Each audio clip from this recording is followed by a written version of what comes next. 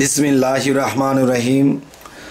হে সমস্ত জগতবাসী, আজকে আপনাদের সামনে যে আলোচনাটি নিয়ে হাজির হয়েছি, সে আলোচনাটি আজকে আপনারা হেডলাইনে কী পেয়েছেন? যতক্ষণ পর্যন্ত একজন মানুষকে কুরবানি করা না হবে ততক্ষণ পর্যন্ত এই কুরবানি কবুল হবে না। তা এটা কেমন কথা? মানুষকে কি কুরবানি করা যায়? আরে বাবা, কোরআনে যায়, হাদিসে যায়, একমাত্র মানুষকেই কুরবানি করতে হবে।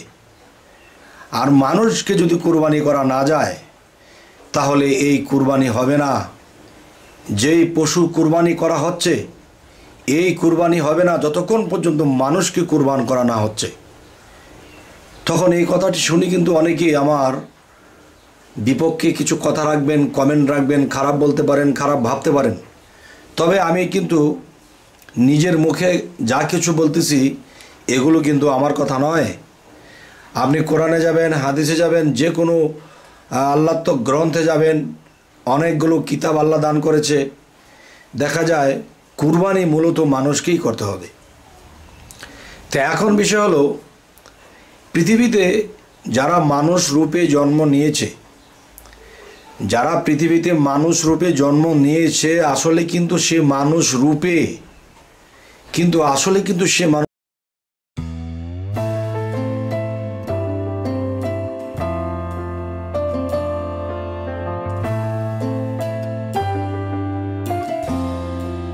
নয়। যে একটা কথা আছে না, বাঘের চেহারা বা বাঘের মুখমণ্ডলের মধ্যে যদি একটা মানুষের খোমা লাগিয়ে দেওয়া হয় তাহলে সে বাঘ কিন্তু আর মানুষ হয় না। ঠিক মানুষের খোমার মধ্যে যদি একটি বাঘের খোমা লাগানো হয় তাহলে সে কিন্তু বাঘ হয় না। তো মানুষ আসলে কে, এবং আমি কোন মানুষকে বলতেছি যে মানুষ কুরবানি না হওয়া পর্যন্ত কোনো দিনও আপনাদের এই কুরবানি কবুল হবে না। অবশ্যই অবশ্যই আজকের এই কথাগুলো বোঝার বিষয়। যারা আছেন ইউটিউবে, যারা শুনতেছেন, তারা অবশ্যই কথাটি খেয়াল করবেন। দেখেন, এই পৃথিবীতে মানুষ মারে কারা? যারা মানুষ মারে, আসলে মানুষে কি কখনো মানুষ মারতে পারে? মূলত মানুষ কিন্তু মানুষকে মারতে পারে না। তো এখন যদি কোনো মানুষকে মারে, জবাই করে, কেটে ফেলে, মেরে ফেলে, উড়িয়ে দেয়, বা সেই মানুষের ঘর সংসারকে নষ্ট করে দেয়, আসলে সে তো মানুষ না। কারণ তার মধ্যে মানুষের খোমা লাগানো হয়েছে। মানুষের যে চেহারা রূপ, ওটার উপরে কোনো, দেখা যায় যে জিনিসটা আমি বোঝাতে চাচ্ছি, যেরকমভাবে বাঘের মুখমণ্ডলে মানুষের খোমা লাগানো হয়েছে, ঠিক কিছু কিছু মানুষ আছে দেখতে মানুষ, কিন্তু ভিতরটা হলো বাঘ, ভাল্লুক, ভেড়া, বিভিন্ন হিংস্র পশু। আর এদের মুখমণ্ডলের মধ্যে মানুষের খোমা লাগিয়ে পৃথিবীতে জন্ম নিয়ে এসে গেছে, কিন্তু ভিতরে কিন্তু সে পশুত্ব। যেমন মনে করেন, একটা বাঘ একটা হরিণকে জীবিত ছিঁড়ে বেড়ে খাচ্ছে, তার কি মায়া লাগছে? কারণ সে পশু। আচ্ছা, তাহলে পৃথিবীতে যদি কোনো মানুষের ক্ষতি করে, মানুষকে মেরে ফেলে, হাত পা কেটে দেয়, তাহলে সে কি মানুষ? সে মানুষের খোমায় একজন মানুষ, কিন্তু ভিতরটা তার পশু। তাই বলা হয়েছে, আল্লাহ কিন্তু কুরবানি করার কথা বলেছে কোরআনে, যে তোমরা পশু কুরবান করো। তাহলে পশু কুরবান করো বলতে, পৃথিবীতে তো 18,000 মাখলুকাতের মধ্যে যে হাজার হাজার ধরনের পশু আছে, কোন পশুকে কুরবান করতে বলা হয়েছে? পশুর নাম নির্ধারণ কিন্তু দেওয়া হয়নি। মানুষ কিন্তু বর্তমানে গরু আর ছাগল আর দুম্বা ছাড়ার কিন্তু উট, এই 3-4টা জিনিস ছাড়া কিন্তু আর কুরবানি দেওয়ার নেই। এই 3-4টা প্রকারের প্রাণীদেরকে কুরবান করা হচ্ছে। কিন্তু যিনি কুরবানি দিচ্ছে বা যিনি কুরবানিটা করবে, বা যে ব্যক্তি কুরবানির যে পশু আনা হয়েছে যায় গলার মধ্যে যে ছুরি চালাবে, আসলে যে ছুরি চালাবে সে কিভাবে চালাবে? আল্লাহর নাম নিয়ে এটা সেটা, এই তো কালেমা পাঠ করবে, আল্লাহর বিভিন্ন নাম দোয়া দুরূদ পড়েই তো জবেহাট করবে। তো এখন বিষয় হলো, আমি যদি আমার ভিতরে 18,000 নয়, যে 17,999টি পশু আমি মানব দেহের ভিতরে ভরিয়া যদি আমি পশু কুরবান করি বাহিরে, তাহলে 17,999টা যে পশু মাকলুকাত কিন্তু আমার ভিতরে, সেই পশুগুলা কিন্তু আমাকে উত্তাল করে রাখে। যেমন মনে করেন আমার মধ্যে 6টা রিপু আছে, এই 6টা রিপুর মধ্যে দেখা গেছে একটা রিপু কাম। এই কামের সাথে কি কি জড়িত? এই কামের সাথে কাম হলো আরও 6টা রিপুর মাস্টার। যেরকম যে এই কাম থেকে জাগ্রত হচ্ছে আমার কুজ্ঞান, এই কাম থেকে জাগ্রত হচ্ছে লোভ, এই কাম থেকে জাগ্রত হচ্ছে মানুষের প্রতি কুদৃষ্টি এবং মানুষের ক্ষয়ক্ষতি করে দেওয়ার কুদৃষ্টি, এবং ক্ষয়ক্ষতি করেও ফেলে। সবাইকে গরিব বানিয়ে দিয়ে সে একা বড়লোক হয়ে যাবে এবং অন্যের মুখের খাবার সে কেড়ে নেয়, এবং পৃথিবীতে কাম জাতীয় জিনিস সুন্দরী রূপসী দেখলে তার প্রতি আকৃষ্ট হয়ে তার যদি অর্থনীতি, তার যদি ওরকম ক্ষমতা থাকে, তাহলে তাকে ভোগ করে। তাহলে বোঝা গেল কি, যেই মানুষ কুরবানি দেবে তার নিজের ভিতরে যদি পশু থাকে, আর সেই পশু যদি এমন স্বভাবের হয়ে থাকে, কারে মারবে, কারে খাবে, কারটা নষ্ট করবে, কাকে ইজ্জত নষ্ট করে দেবে, কার প্রতি কামে আসক্ত হয়ে কার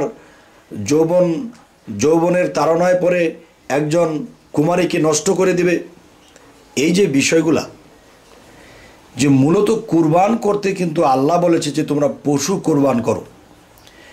তো এখন দেখা যায় আমার ভিতরে এত এত পশুর আত্মা বা পশুর স্বভাবগুলো রেখে আমি অন্য বাহিরের পশুকে জবাই দিচ্ছি, কিন্তু আমার ভিতরের পশু তো কুরবানি হলো না, আমার ভিতরের পশু তো রয়ে গেল।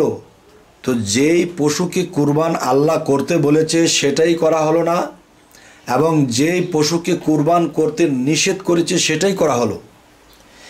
তাহলে কিন্তু দেখেন, বিভিন্ন শাস্ত্রগ্রন্থ যদি আমরা পাই বা আমরা যাই, আমাদের শাস্ত্রের মধ্যে দেখা যায় কেউ একটা কুকুরকে পানি খাওয়াইয়া সেই ব্যক্তিটি বেহেশতবাসী হয়েছে, এসেছে না আমাদের গ্রন্থে? আবার বৌদ্ধ ধর্মে কি বলতেছে? জীব হত্যা মহাপাপ। আবার অন্য অন্য গ্রন্থে বলতেছে তোমরা যে পশুকে কখনো বা প্রাণী জগৎকে কখনো তোমরা ইচ্ছায় কষ্ট দিও না। যদি কেউ উপবাস থাকে কোনো পশু, তাকে খাবারের ব্যবস্থা করে দাও, তার মানে তাকে সে যেন কষ্ট না পায়। তাহলে জীব হত্যা মহাপাপ। আবার কেউ কুকুরকে পানি খাওয়ানোর পরে বেহেশতবাসী হয়ে গেল। আবার দেখা যায় যে আল্লাহ বলেছে যে পশু কুরবান করো, পশুর নাম কিন্তু নির্ধারণ করে দেওয়া হয়নি যে ইমুক ইমুক পশুগুলো তোমার কুরবানি করো, বলা হয়েছে পশু কুরবানি করো। তাহলে আমার মধ্যে কুকুরের স্বভাব থাকতে পারে, এই কুকুরের স্বভাবকে কুরবান করতে হবে। আমার মধ্যে গরুর স্বভাব থাকতে পারে, এই গরুর স্বভাবকে তুমি কুরবান করো। তোমার মধ্যে ছাগলের স্বভাব থাকতে পারে, যে মানুষের সাথে ভ্যা ভ্যা করা, মানুষের সাথে বেশি বগর বগর করা, মানুষকে কথার মাধ্যমে আঘাত করা, এ হলো ছাগলের।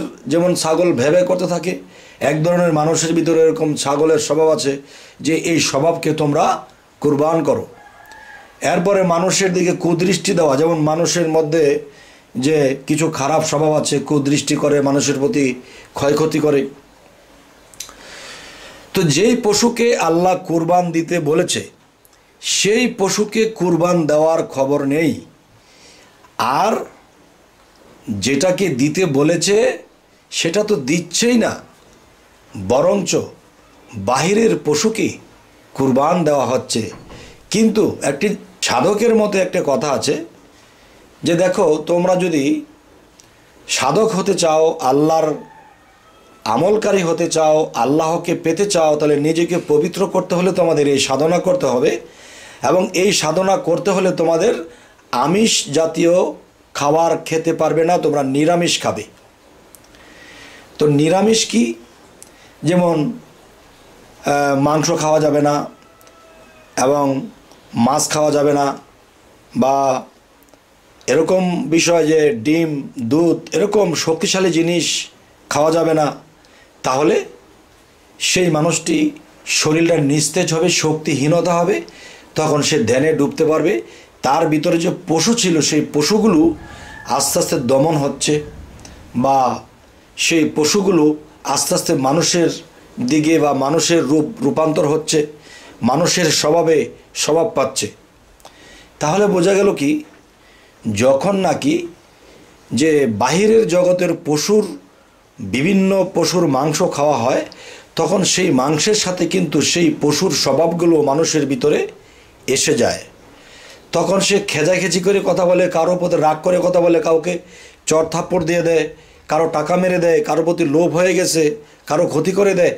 আর পশু দেখবেন, এক বাঘ অন্য হরিণকে দৌড়াচ্ছে, ছিঁড়ে খাচ্ছে, আবার অন্য কাউকে কামড় দিচ্ছে। তারা উচ্ছৃঙ্খল কেন? উচ্ছৃঙ্খল কেন? এই বাঘ, ভাল্লুক, যারা সিংহ, এরা কিন্তু মাংস খায়।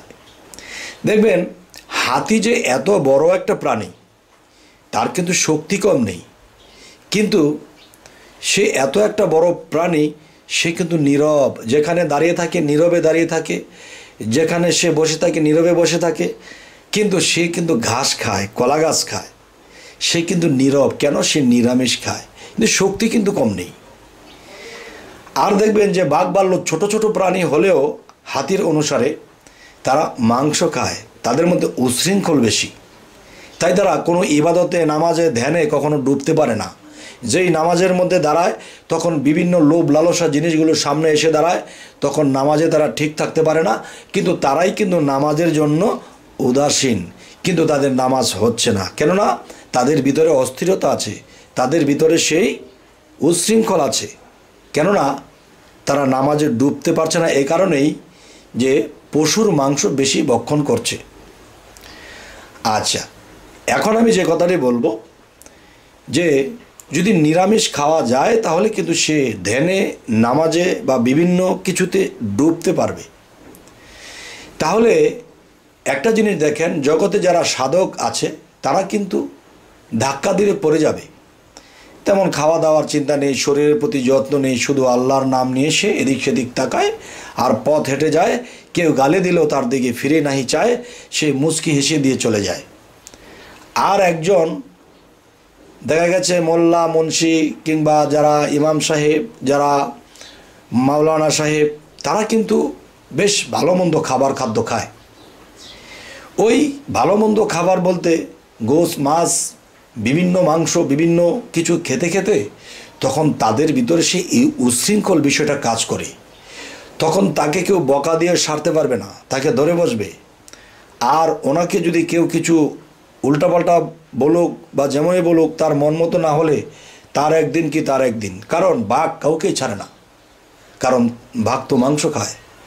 আর হাতি নীরব, আর সে নীরব, সে নিরামিষ খায়। তাই আমি বলবো, হে সমস্ত জগতবাসী, যে নীরব,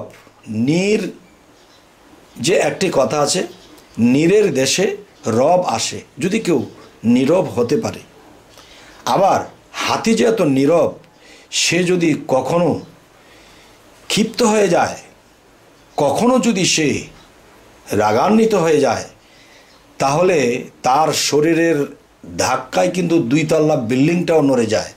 এমনকি 2-4টা ধাক্কা দিলে বিল্ডিংটা পর্যন্ত ফেলে দিতে পারে। তাহলে সে নীরব। তাই বলবো, নীরের দেশে রব আসে যে নীরব হইতে পেরেছে। যাই হোক, হে সমস্ত জগতবাসী, আজকের এই আলোচনাটি এই কারণেই করলাম যে কুরবানি মূলত মানুষের ভিতরে যে পশু আছে, আর সেই পশুর স্বভাবগুলো আছে, এগুলাকে কুরবান করতে আল্লাহ বলেছে। তবে নিজের ভিতরে পশুকে কুরবান না করে যারা বাহিরে করতেছে, তাহলে তারা শরীয়ত মানছে, তাহলে হাকিকত কিন্তু মানা হচ্ছে না। আর হাকিকত মানতে গেলে ভিতরের পশুকে কুরবান করতে হবে। অবশ্যই আমাদের চ্যানেলটা যদি আপনাদের ভালো লাগে অবশ্যই সাবস্ক্রাইব করে নেবেন এবং সামনে কী ধরনের আলোচনা চাইছেন তাও জানাবেন। সকলে ভালো থাকবেন। আল্লাহ হাফিজ।